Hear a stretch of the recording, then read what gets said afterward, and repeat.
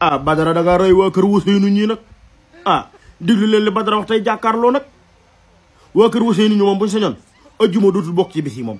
te ajjuma mooy bis yi gën ci bis yi waaye buñ sañoon ajjuma dootu ci bokk ndax ajjuma fu mu jotee ñu xëy di samedi seen xol yi du neex te Badara di leen tegal ay preuve heure bu nee wax lii rek indi na foo xam ne ni Ousseynou waxoon li wala Assane waxoon li diglu leen li Badara wax tey ci yëf yi nag ah ci jàkkaarloog tey jii. 4 autant pour moi bu mujj bi ak trimestre bi njëkk ci 2025 yëpp rapport yi wane wuñ ci dara gisu ko moom gii moo ko wax de du samay wax waa léegi alal jooju noonu yéen ngeen a jubal-jubanti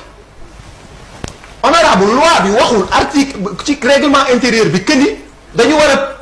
publier rapport bi dañ ko war a joxe ci assemblée nationale député yi gis ko. article 32 mu ni trimestre bu nekk trimestre 2024 fin dernier trimestre 2024 amul premier trimestre 2025 amul loolu du 6 mois waaye ñii ñu ni ñooy jubanti ñii lëndëm këris 6 mois munoo wane ndan nga gérer suñu xaalis El Malick Ndiaye ci assemblée bi fan la ne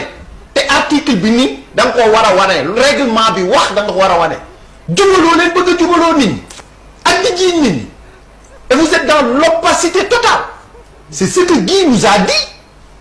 Ce sont les propos de Guy qui nous dit que rapport trimestriel bi commission comptabilité et contrôle bi mu war a am génnul dernier trimestre 2024 génnul début trimestre bu njëkk bi ci 2025 mais ça c'est gravissime ci koy wootee jubal-jubanti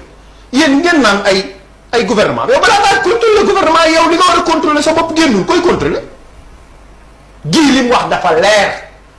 waaye ba Guy réclame la rupture ña doon réclamer rupture mere Guy waaye lii dégg ngeen ko Guy veut la rupture ñi doon casse rupture mere Guy ci rupture la rupture de la rupture promise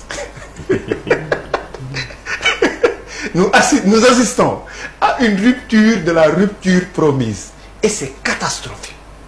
et c'est décevant, c'est